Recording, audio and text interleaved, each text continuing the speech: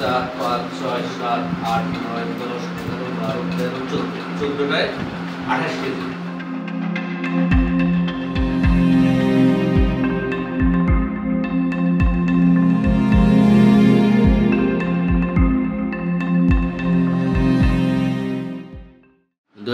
তারিখ রাত্র 9:30 ঘটিকায় আমরা গোপন সংবাদের ভিত্তিতে জানতে পারি চট্টগ্রাম থেকে ঢাকাগামী সোনার বাংলা এক্সপ্রেস ট্রেনে অবৈধ মাদক বহন করে নিয়ে যাচ্ছে মাদক কারবারিরা।